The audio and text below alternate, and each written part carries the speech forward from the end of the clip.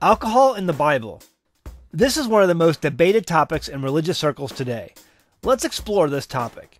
The temperance movement began in the United States around the late 1700s, with the movement really gaining steam in the 1830s.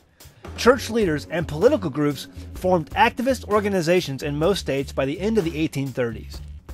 I have no doubt that these organizations that wanted to target drunkenness and lewd behavior among the population had the best intentions in mind. However, what resulted in most Protestant denominations was new doctrine that was taught alongside the Bible as truth. I myself was raised Southern Baptist, and at the last church I attended, this doctrine was still held with the utmost fervor. Up until the 1800s, usually wine was still being used in normal communion services. With the steady rise of the temperance movement in the United States, enter stage left Thomas Bramwell Welch. Does the name sound familiar? It should. Many Welch's juice products can be found in today's grocery markets and refrigerators around America. Thomas Bramwell Welch in 1869 developed the method of pasteurizing grape juice to halt its natural fermentation. Being a strong supporter of the temperance movement, Welch produced a non-alcoholic juice to be used for church services in his hometown of Vineland, New Jersey. As the temperance movement grew, so did the popularity of this wonder called grape juice. Today, grape juice is vacuum sealed in bottles to keep oxygen out. Once opened, the juice began to oxidize and can begin to grow harmful bacteria if it's not refrigerated. This is clearly stated today on the Welch's Juice website. On the outside of grapes, there exists natural yeast that encourages fermentation, which allows long-term storage. This natural yeast, however, also produces alcohol. The bottom line is that all wine mentioned in Scripture would have contained alcohol created by fermentation. Fresh squeezed grape juice will begin to grow mold on it within a couple of days after exposure to oxygen unless it was kept cold. While there is some evidence that people could preserve the grapes whole with pitch and then squeeze the juice from them later, the clock began ticking as soon as the juice became exposed to the open air. Nobody had a refrigerator back in those days, and even cool temperatures of root cellars would not have allowed grapes to keep for very long. Once harvested in the vineyard, the grape of the vine would go to one of two places: to be dried into raisins or to the wine press to be fermented. Both of these destinations resulted in long-term storage in order to make it to consumers. Just a few years ago, there was an interesting article coming out of South Africa's wine-growing region. It stated that baboons were coming out of the jungles and eating the ripe fallen grapes in nearby vineyards. The baboons were staggering around drunk and passing out in the vineyards, making the area unsafe for vineyard workers and others in the area. You see, the fallen grapes were immediately beginning to ferment under the South African sun.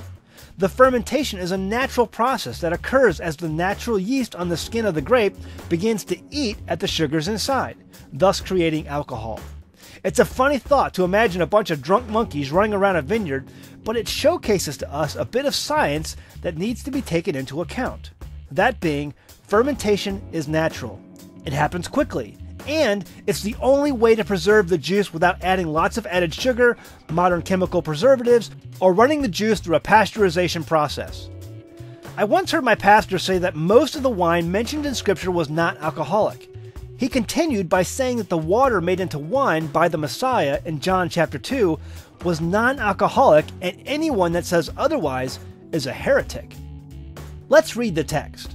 John chapter 2, verse 1. And the third day there was a marriage in Cana of Galilee, and the mother of Jesus was there. And both Jesus was called and his disciples to the marriage. And when they wanted wine, the mother of Jesus said unto him, They have no wine. Jesus said unto her, Woman, what have I to do with thee? Mine hour is not yet come. His mother said unto the servants, Whatsoever he says unto you, do it. And there were set there 6 water pots of stone, after the manner of purifying of the Jews, containing 2 or 3 firkins apiece. Jesus said unto them, Fill the water pots with water. And they filled them up to the brim. And he said unto them, Draw out now, and bear unto the governor of the feast. And they bare it.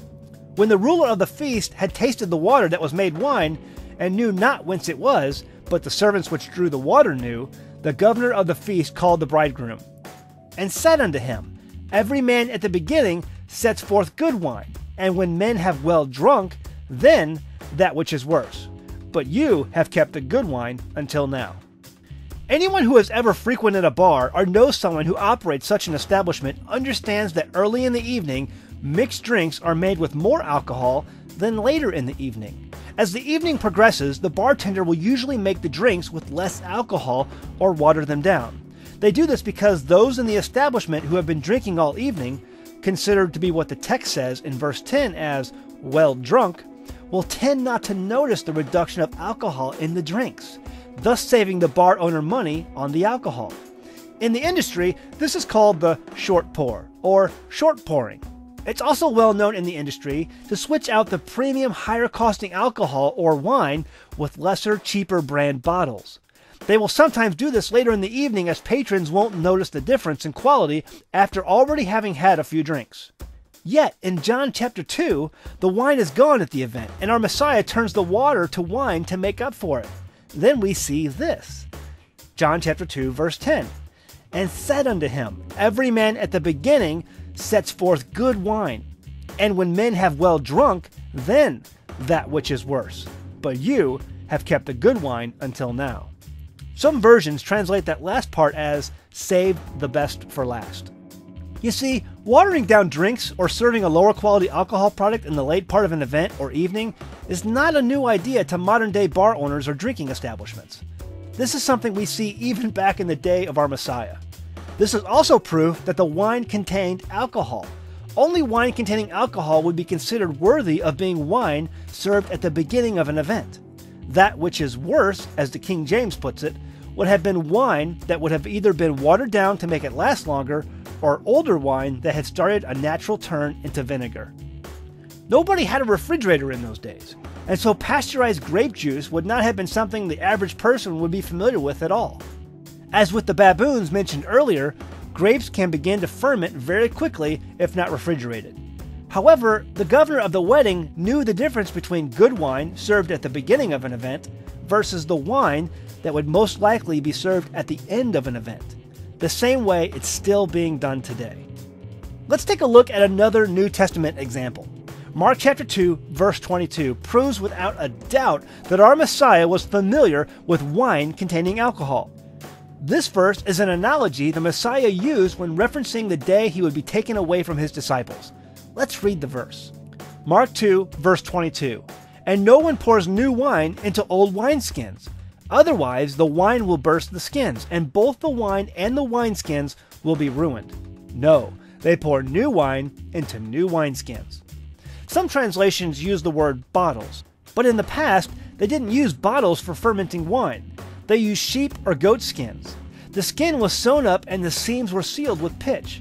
The wineskin would greatly expand due to the release of carbon dioxide during the fermentation of natural yeast eating the sugars of the grape juice. This would push the leather of the wineskin to almost the bursting point. If made correctly, the skin would be able to sustain the enormous pressures created during fermentation. At a certain point, the fermenting wine would be considered finished and would then be transferred to clay bottles or wooden barrels to be kept for transportation or storage until sold or consumed. The now used wineskin would either be discarded or used for something else. It could no longer be used for fermenting wine in its weakened state. The stretched out skin could no longer handle the extreme pressures of the fermentation process, and it would burst if it were attempted a second time. Our Messiah knew the process involved in making fermented wine, so much so that he even used the process as a parable as stated in Mark chapter 2 and Matthew chapter 9. This method of winemaking is mostly an art lost to history. But you can still go online today and find a few retailers and purchase truly authentic wineskins. These wineskins are more of a decorated novelty, as stated by the manufacturers. They are meant to hold an already fermented wine out of a bottle so that you can reuse it over and over again.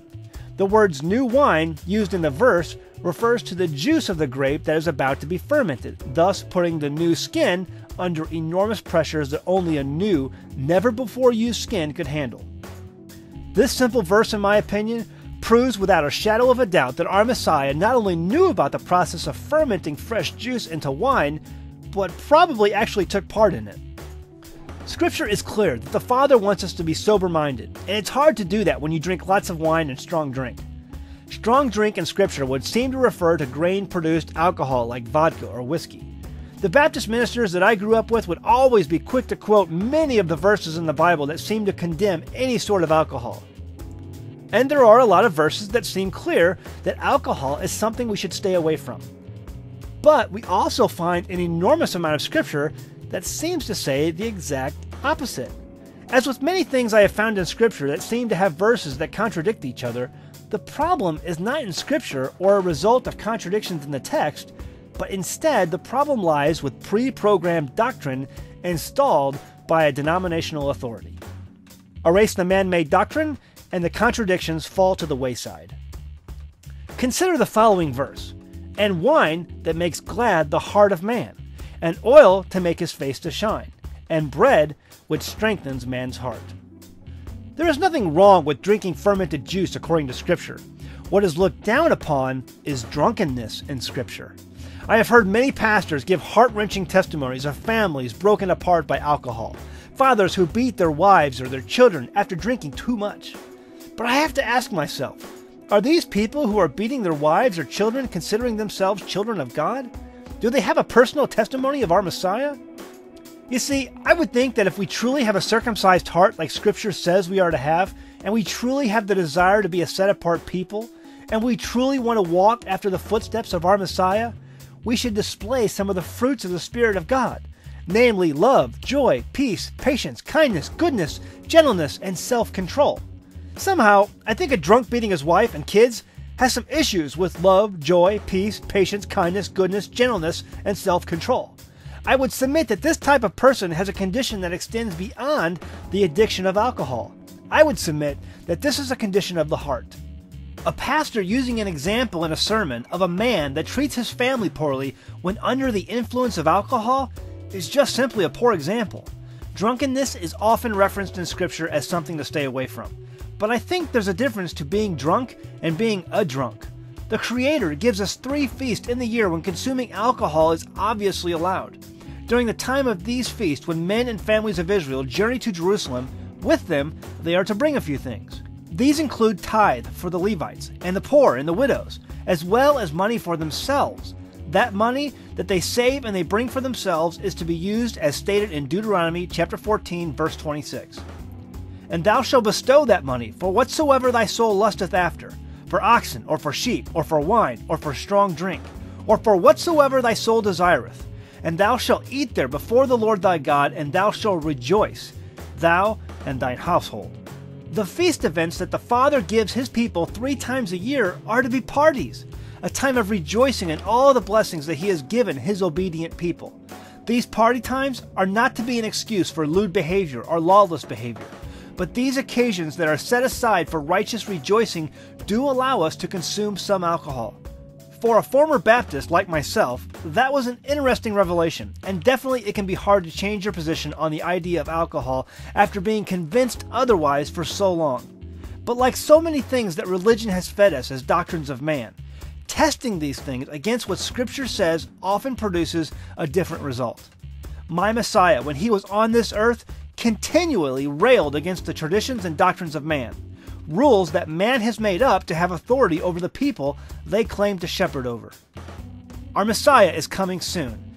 I seriously doubt we will see Welch's grape juice produced with an unnatural man-made process called pasteurization in the coming kingdom He is bringing with Him. As we wait for His coming, we need to be watchful and remain sober. But as we await the arrival of our coming King, 3 times a year He indeed gives us times to celebrate and rejoice in the promises the feast represent. For more videos and studies, visit our website at newtutora.com.